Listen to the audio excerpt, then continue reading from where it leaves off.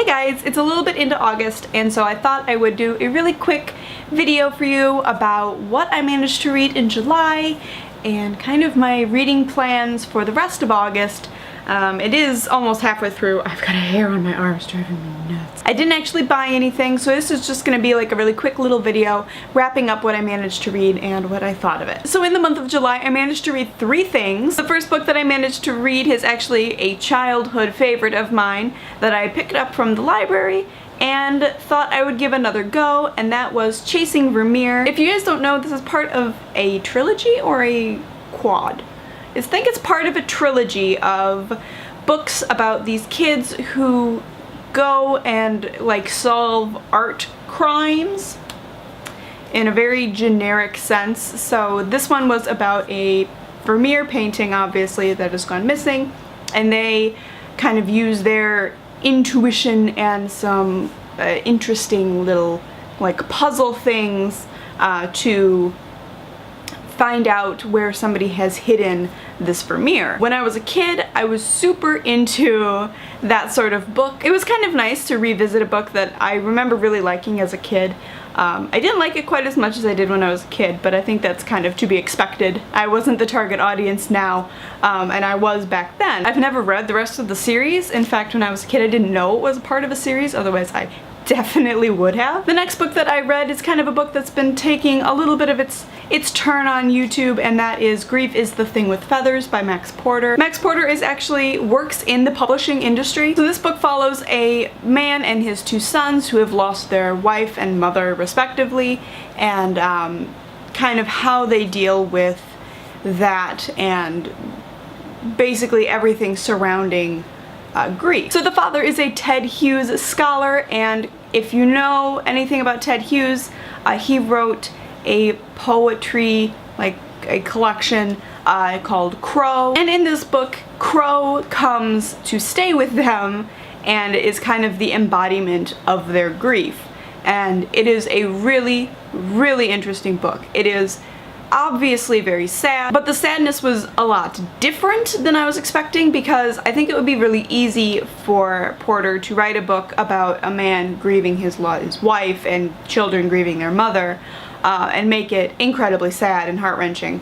But he didn't go a really obvious route. It was so much more of a study of what does life look like after you've lost someone very important. He didn't make it so that the topic was what was so sad. It was the fact that, you know, your life still has to go on even though you wonder why it does. And one thing I found surprising is that it doesn't actually only focus on the boys when they're young. It has little snippets of what the boys are thinking when they're in college, and you know, and how he apologizes to his mom when he lies about how she died or something. And I thought that was a really interesting way to do it. Like it really brought home the fact that you don't move on from something like this, you just learn to deal with it better. It's very short, it's written in prose poetry, which I think is a very accessible kind of poetry, especially for me. I'm not one that gets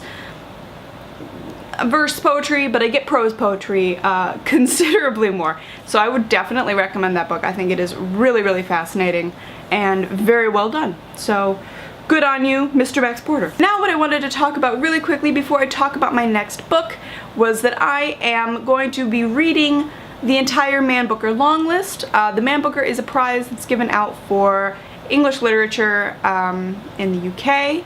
It is kind of like the elite literature of the year, or of the time. I don't actually know if it's every year. I think it is.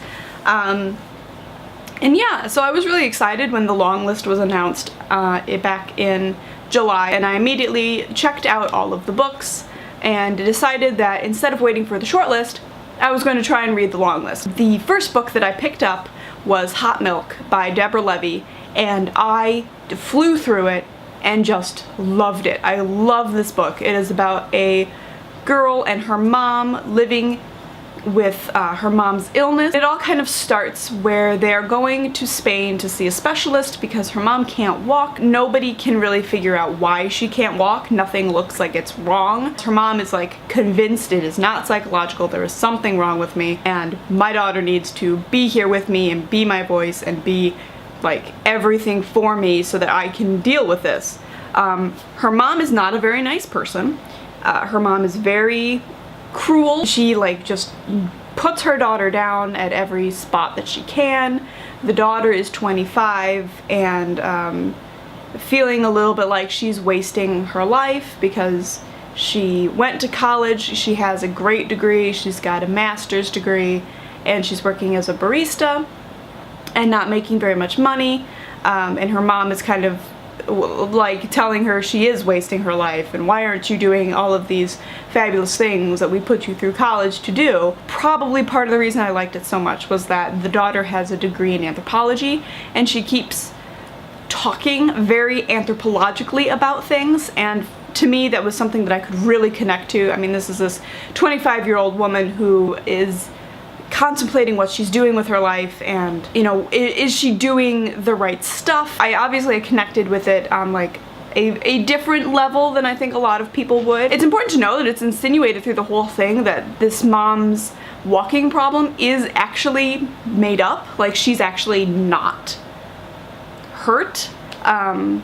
So it's, a lot of it was her daughter and this doctor being like, we know that this is fake, we have to somehow catch her out in her own lie. That was the first book on the Man Booker long list that I picked up. I do plan on picking up several others in the month of August. That's kind of just going to be my plan for the rest of the month, is going to be trying to read the rest of the long list. I think I have until October, but I really, really liked that first book that I read, so I'm looking forward to reading the rest of them. And I'm going to be kind of doing like a readathon kind of video for that, so I'm vlogging myself reading the Man Booker long list. You know, I'm gonna try and compile that all into one video where it's just gonna be clips of me reading all of the books. I thought that would be kind of fun to do.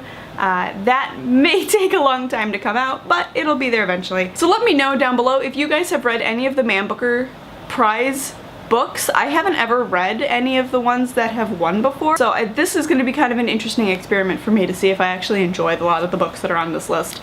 I really, I think, lucked out picking Hot Milk as my first one. Let me know of your guys' reading plans for this month. I would love to hear it. We can chat about books that you guys have read, and maybe I've read them too, who knows.